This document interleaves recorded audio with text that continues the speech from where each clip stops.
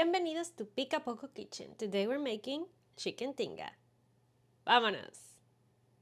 Tinga is another everyday dish. For some weird reason, it gives me middle of the week at grandma's, which is odd because neither of my grandmothers ever made it. It is, however, one of the middle of the week dishes that my dad had at his restaurant. Tinga's name comes from Nahuatl. It is believed that the word is Tingitl, which probably I'm pronouncing it wrong because the sound of G doesn't really come naturally in the Nahuatl alphabet. So if you actually know, please correct me in the comments. But the word means residue or leftover.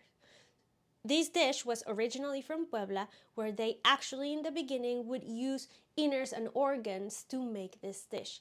Nowadays they use beef meat, pork meat, chicken. The version that I'm making today is the classic tinga from Mexico City and central Mexico, which is not just simple but practical. You don't have to use fresh cooked chicken to make this dish. You can also use leftover chicken. So next time you have a rotisserie chicken leftover, I think this is the dish that you want to make. So you can use different meats to make tinga, but one essential ingredient is chipotle.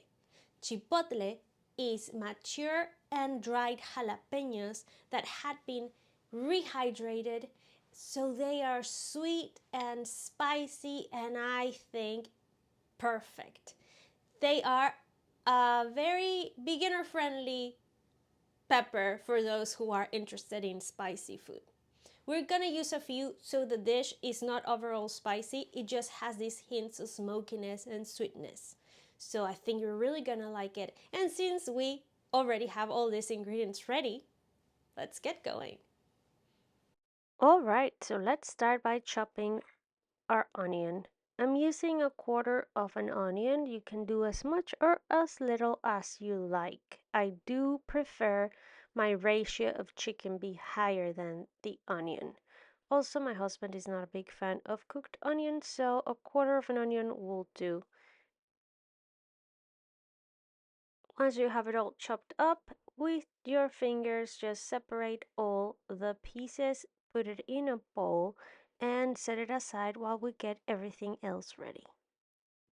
The amounts that I will be giving you are good for 2 servings, so feel free to multiply for how many you need. I'm gonna chop 2 Roma tomatoes. Try to choose the more mature ones because we want them to be very juicy.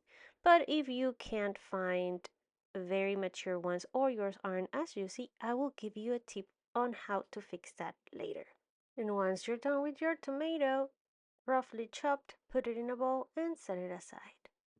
Now let's move on to the heat. In some hot oil, add your onions and you want to toss them around and saute them until they begin to become soft and a little bit translucent. Next, we are going to add the garlic. I'm using 1 clove of garlic, finely chopped, and we want to release those aromas. Keep stirring it because we don't want to fry it. We just want it to get cooked and get all that goodness out of it. Once it's ready, we're gonna add our tomatoes and you want to stir them up but also let them be because we want them to start breaking down and release those juices. And to introduce some freshness to our dish, we're gonna add 1 tablespoon of freshly chopped parsley. You can substitute it for 1 teaspoon of dry parsley. And as I said before, if your tomatoes aren't as juicy as you want them, feel free to add a splash of water that will help them break down and keep the juices going. Now, here is my cooked chicken breast. Use any kind of chicken that you like or that you have. Dark meat goes very well with this dish. And now the chipotles. We're gonna add 2 whole chipotle peppers. And trust me, you won't taste any high heat. They're just gonna bring the smokiness and sweetness and delicious flavor to our dish. It's time to move everything around, continue breaking down the tomatoes, and you can smash and smoosh a little bit the peppers so they break down and infuse everything with flavors together. At this point, we don't need high heat, so lower your temperature and cover your pan because we want to preserve all the moisture. Let it sit with the lid on for 5 to 8 minutes, then come back and check. And at this point, we're almost ready, so it's just time to season with salt and pepper. Give it a little taste, not just to make sure everything is right where it should be, but also to give yourself a little snack. Now you can totally turn off the heat. Just put the lid back on before you serve so it remains warm and we get everything else ready. And my serving suggestion for Tinga is tostadas. So get yourself some sturdy tostadas and spread some nice beans at the very base because we're making respectable tostadas.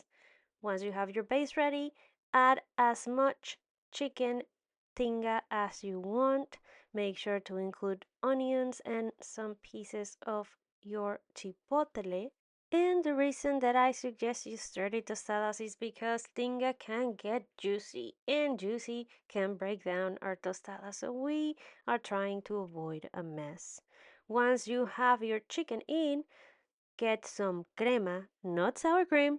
You know what I think about sour cream, so get some crema mexicana and drizzle it on top of your tostada, just getting it ready for some delicious fresh cheese. Queso Fresco, cotija will do as well, and even panela.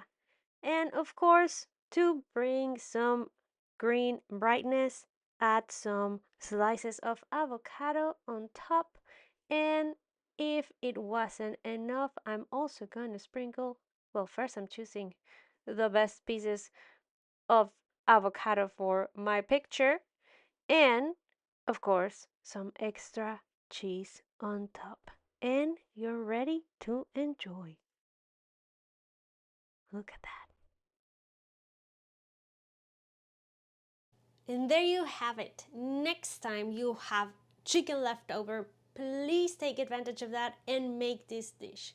And now I hope chipotles become a staple in your pantry. And not just that, another thing that I want you to have all times at home is tostadas. Tostadas are such a great thing to have around. You can have them with everything, with your eggs in the morning, with a snack in the afternoon, just sauce some beans and cheese, or just a little bit of lime and salt, and you have a snack. In my house, they're always in here. My husband is a big fan of tostadas nowadays. So, with anything else to say, let's give it a try.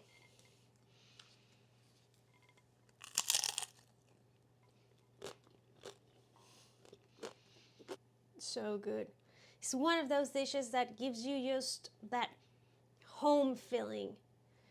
So simple. Please, please try it. And if you like this recipe, just like this video, please share, like, subscribe, and be notified. And for more, follow me on the socials. Adios, amigues.